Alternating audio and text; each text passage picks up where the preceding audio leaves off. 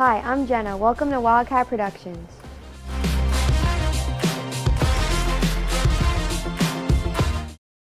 A drive down Old County Road looks different than usual. With the placement of the steel beams, the new school building is beginning to take shape.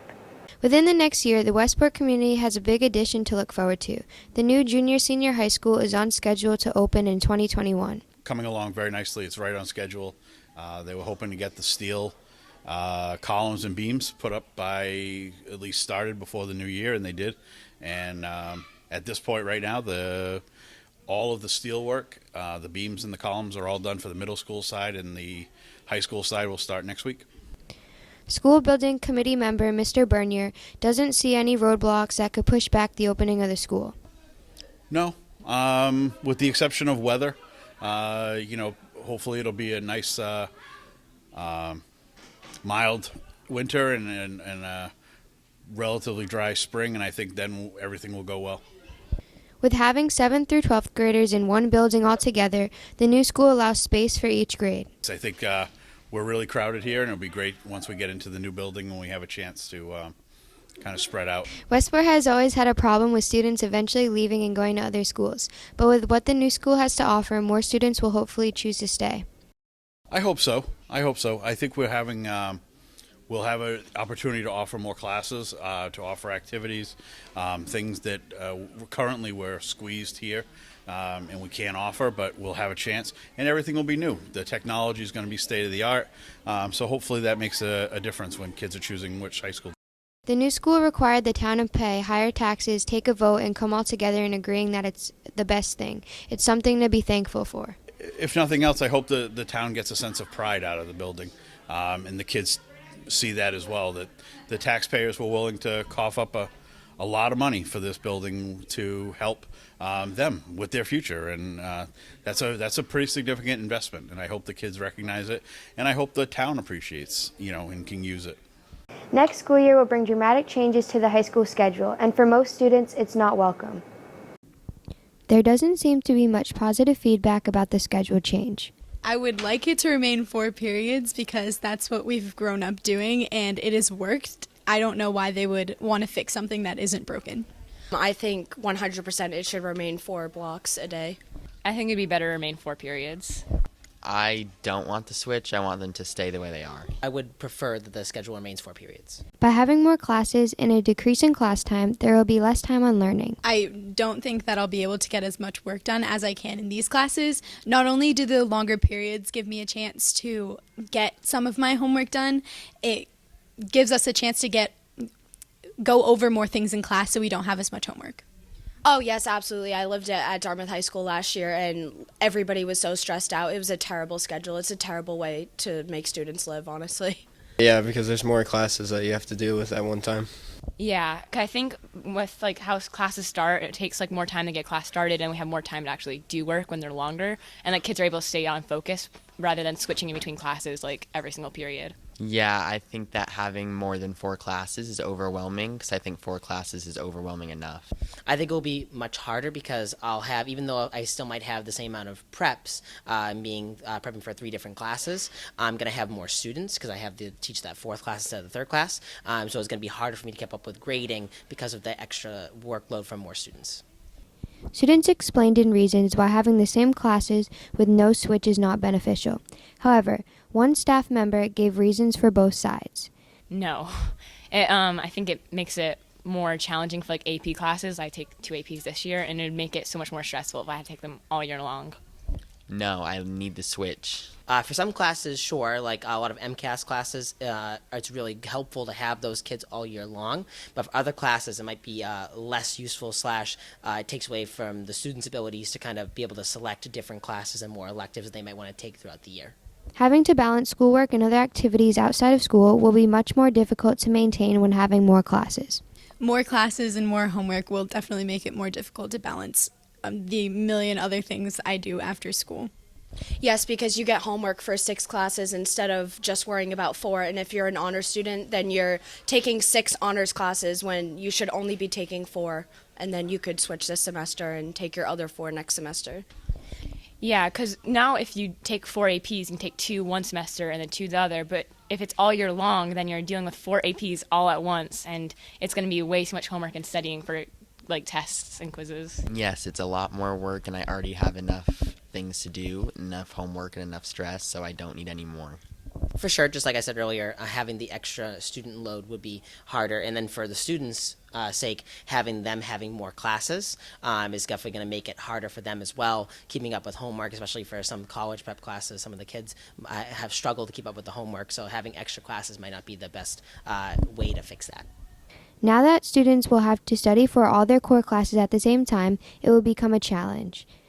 Yes, I already am having a really hard time with junior year. It's very rigorous, and having more classes that are just like this senior year, but 10 times more, like, I just don't think I'll be able to handle it. Yes, because I did last year. Yeah, because then you have to start like prioritizing what you think is like worth more of your time. Like rather, like if you're like, oh, I have 2 AP tests, but I need a better grade in this, you're not gonna be able to focus on the other one. Yes, because I can't focus enough on one subject without having to study for another. With the opportunity to have multiple classes throughout the year, students are able to widen their options and explore new topics. But now only the same core classes will be given. Well, in the past couple of years, I've been able to double up on maths or sciences or whatever just to get my credits in. And now that I have to have the same classes all year, I don't think I'll be able to get every class that I need to in. I honestly think it screws over a lot of people who had a set plan for their senior year to make sure that they got their college credits in. It's annoying because I've already set out my schedule for next year, so I'll have to drop 2 classes. I think it limits what students are able to do because, like, of course, you don't really have room for extracurriculars, so you don't really get to explore, like, things you might be interested in. Like, you might not be able to take a photography class because you might be stuck with all academics. I feel like it allows for just less opportunity, and you have less opportunity to take different classes that could further you or just to have an extra class that you're interested in. With graduation approaching, the senior class showed their appreciation by holding a dinner in their honor. The hardships the class of 2020 experienced throughout all of high school, Mrs. Ruel wanted to give back. It's the smallest senior class I have ever worked with. I know that you guys had to leave your middle school and come here as 8th graders in a crowded building. You've had 3 separate administrations, a different superintendent, and I felt like we needed to do something to get us back together because we're such an awesome little school and you guys are awesome, and we needed to let you know that. My initial thoughts were immediately the table arrangements. I thought the little things on the table were a nice touch. I like how the tables were aligned. Everyone could see everyone no matter where you were sitting. And there's a considerable amount of people there, so it's good to see everyone from my senior class and the teachers. I was really excited about the dinner. I thought it was a great idea. When Ms. Ruel approached me about it, I thought it was just a really phenomenal idea. I think the senior class really needs it, and I think the school really needs something that helps our climate and culture. Please, God, let this work out, because I have never done anything like it. I'm not a cook. Thank God I didn't cook. And I just wanted to make sure everybody had a good time and they didn't feel like it was a waste of their time. The purpose of the senior dinner was to have the seniors invite a teacher of their choice. Mr. Marks, because I feel like over this year, he's been a huge part in my life and like helping me succeed. I invited Miss Dias because she's played a big part in my English career throughout high school. I've had her twice. I have her for my 2nd time right now, and I've learned a lot from her, not only academically but socially and through life. She's taught me a lot of life lessons, so I really appreciate her for that. So I had to show my appreciation by inviting. 7 students invite me to the dinner. Jaron, Zach, Darian, Maddie, Guillermo, Aaron, and Alex. Anyone could be invited to the dinner, so I said that you could invite a coach, you could invite a lunch lady, you could invite anyone that you felt connected to. That's why we had a lady from the Westport Fire Explorers, because Ariana worked with them. No, I was not invited, but I think people thought that because I was running it, they couldn't, but I was not offended by that at all. The senior dinner allowed students and staff to enjoy each other's company without the pressure of school. Getting to sit down and eat with them and just be able to talk like you're not in school. Hands down was when Peter won the raffle. He stood up and everyone was just clapping when TT Peter won. It was the greatest moment, basically. I just loved hanging out with the students, and just for once we got to sit down without the pressure of curriculum and work and bosses and all the fun, and we got to just sit and enjoy and really not have to worry about anything. Going around the tables and listening to the conversations and hearing the laughter and then seeing you guys take pictures together at the end, that was just awesome. The evening had a positive atmosphere that boosted school spirit and resonated well with all. I think it was an awesome idea because our grade was very split and we didn't really have good relationships with our teachers, so to be able to build relationships over this past few years is really awesome. I thought it was an excellent idea. It's a good morale booster for the class. You know, sometimes we need this pick-me-up for the whole class, and just to talk with the teachers, get to know them a little bit more, have some more time with them out of school that you normally wouldn't have had if we didn't have this dinner. I thought it was a phenomenal idea. I really hope that we get to do this every year. I think it's really something that is special, and I think it's something the seniors can look forward to during their senior year. It's really awesome. I hope that you guys know how much we care about you. Now let's take a look into the homes of some of our staff as they introduce us to their furry friends. My pet is a golden retriever. His name is Baxter, and he is the most wonderful dog in the world. He does everything I ever ask him to do. He sleeps with me, he plays, he's just cool. I have a rescue dog, and she's a hound/terrier mix. We're not sure what kind. We're not sure what kind of hound, and we're not sure what kind of terrier. But she looks almost like a beagle, but a little taller. Her name's Ginger. She came with the name. We kept the name when we adopted her. I have 3 cats, and they're very, very, very crazy. They keep me company, and I really, really adore them. I'd love to have a dog, but my husband is allergic. So I can't have any dogs, but I just love all animals. I have a puppy. What kind of puppy? He's an Australian Shepherd Poodle mix, an Aussie Doodle, I call him.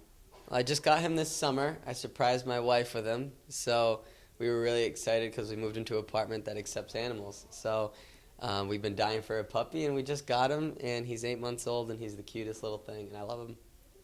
I love my 3 dogs because they are always excited to see me and give me unconditional love. I came into Titan's life he was 3 years old. My now wife had adopted him when he was 1. Over time, we've developed an unbreakable bond. He's actually a American Bulldog Great Dane mix. The American Bulldog side of him is very territorial. He's very, very protective of me. Barry he's like a lab retriever mix. Got some chow on him, I think, because he's got a black spot on his tongue. But he's just a giant cuddle bug. You cannot lay down without him wanting to lay on your chest. With our alumni update, Mikhail checks in with 2018 graduate Ethan Carrero. Ethan Carrero, a 2018 graduate, has had experience for his life after high school. I went to college in Connecticut at Quinnipiac University. There was one major thing at Westport that groomed him for college. I took a lot of AP classes that prepared me for what the college work was going to be like. Westport High could have done things differently to prepare him for college. I wouldn't have the same classes every day. I'd kind of spread them out, kind of like a college schedule. So have it like a Monday, Wednesday, Friday, or like a Tuesday, Thursday, and switch it. Carrero transferred to UMass the following year, changed his major to finance, and has ambitious goals. My future career plans are to maintain my position at Sidekick Sports Academy as a director of events, and to also open up a nutrition store in the Taunton or Bridgewater area.